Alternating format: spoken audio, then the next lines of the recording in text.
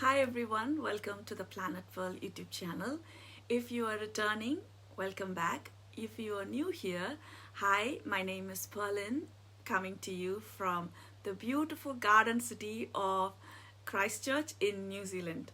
And welcome to the Planet World. Creativity has been a steady companion through life's ups and downs, bringing comfort, mindfulness, and connection for me.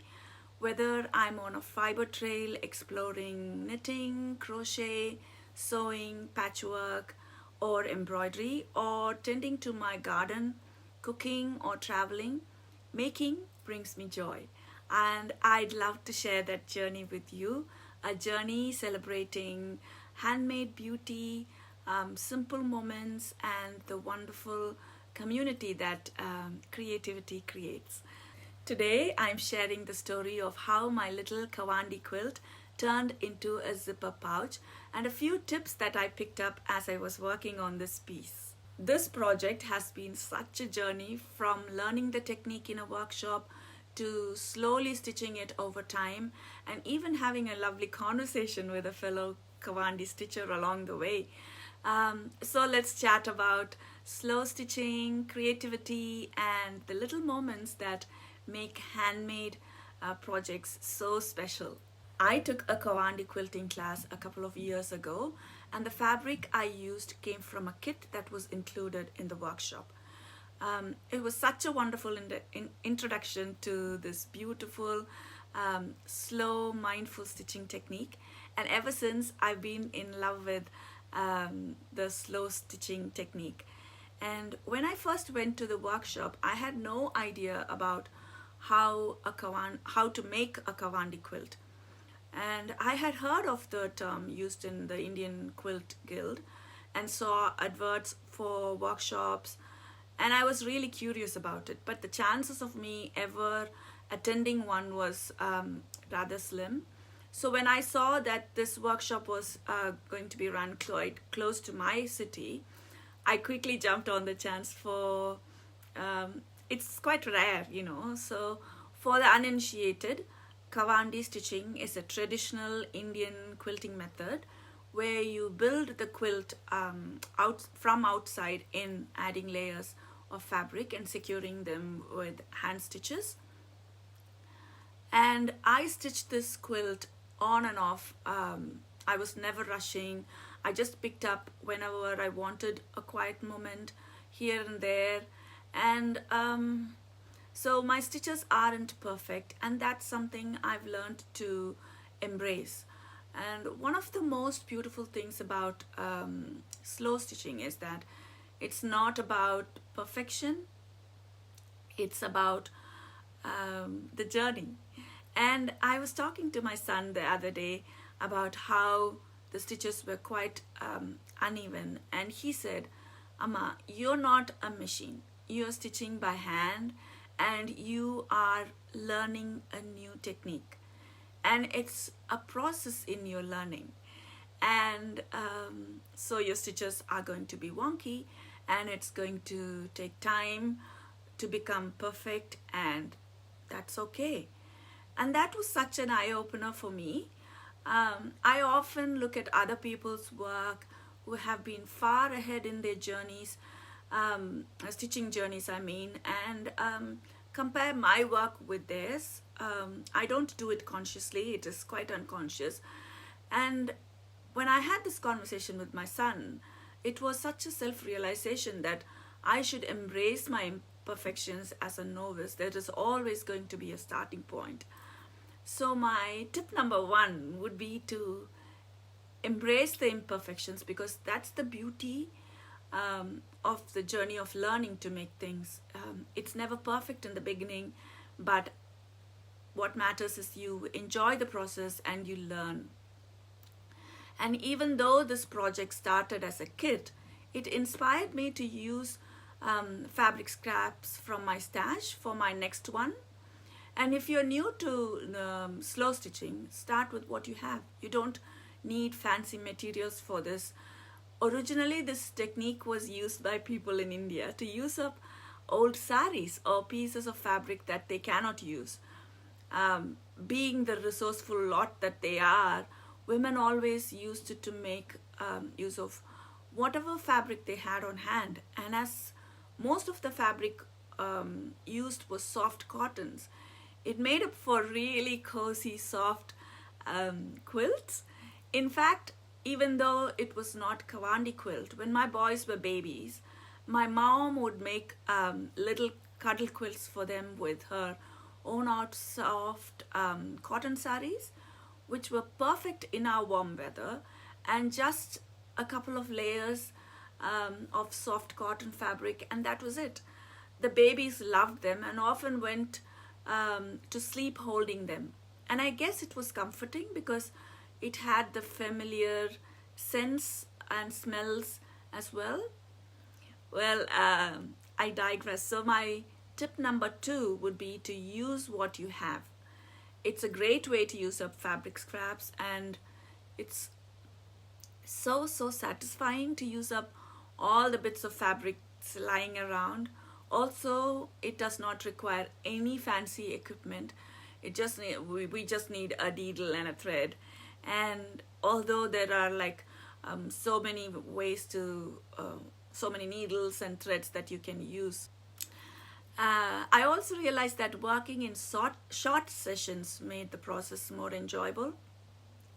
I'd sit down like for 15 or 20 minutes at a time, stitching while listening to music, watching TV, or just enjoying the quiet, Those few moments brought so much joy to me, and it made me feel so relaxed by being in that moment. It is very zen-like working on the pieces. And planning out the color placement and making the fabric pieces fit into the bigger picture felt like I was working on a little puzzle little by little, and it made me very happy. I love working on puzzles. So my tip number 3 would be to work in small sessions so that you don't get overwhelmed or tired. And then one fun tip I would like to share that I discovered along the way is to choose a contrasting thread for your stitches. It makes them stand out and adds even more character to the piece.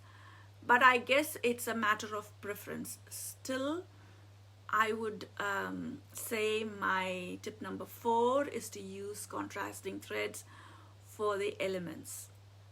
Also, I have not shown you my piece at all. So I added vintage buttons from my button collection, not only to add a little bit of fun element, but also to repurpose the buttons in a new way. So this is how I made it. As I was finishing up this quilt, I knew I wanted to turn it into something useful, something tangible to take along with me. So I decided to make it into a zipper pouch out of the quilt. Needless to say, I love bags. I love making them. I never get tired of making bags.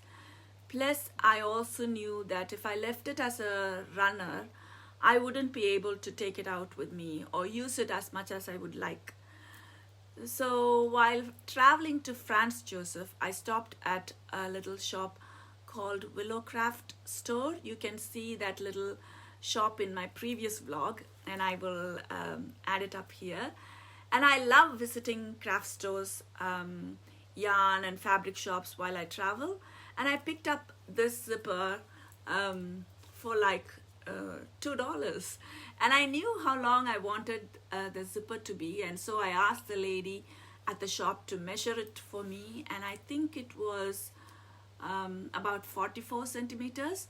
So I figured it would be good enough for my pouch, and I bought it there. And I chose to buy the zipper there as it was a little souvenir from that craft store in a pioneer cottage that was built sometime in 1849 or 39 or something like that, and then I went to buy the lining. And then when I went there, something really special happened. The shop owner noticed my Kawandi quilt piece because I had taken it to match the lining for it, and said that she too had made it. She had taken the class from the same teacher, Lorena, but in a different location from me. And she showed me her quilt, and it was absolutely beautiful. And we had such a lovely chat about how wonderful this technique is. And it is such a reminder of how handmade crafts can connect people in unexpected ways. And so this is the lining. It really was such a sweet moment of just like two makers appreciating the beauty of slow stitching together, and each piece is so unique and beautiful, and it shows the personality of the person who makes them. It is these little interactions that make crafting so much more meaningful for me. And transforming this quilt into a zipper pouch was really intimidating for me. So when I had a chat with her, I was quite cheered up. It cheered me up, and that interaction further cheered me up to get to start making the pouch. I debated long and hard about cutting the quilt. I didn't want to cut it, and I wanted to keep the placemat whole and make the pouch. And I searched on YouTube for a tutorial for that, to convert the placemat into a pouch, and I couldn't find any. So I just went with the method that I knew, which was to cut the quilt into two and make a pouch. And so I carefully measured out and cut the quilted piece to turn it into a pouch. It's a project bag, and I have pockets inside. And the fabric I used for this is from French General from Moda. And I've added a handle because this was in my stash, so I decided to use it for this project. And adding the zipper was a little nerve-wracking. I didn't want to take away from the hand-stitched feel, but once it all came together, I love how the Kawandi quilt gave the pouch so much personality and texture, if you can see. And these are the buttons that I used. And here's one too. And this pouch, it holds all these memories from the workshop where I first learned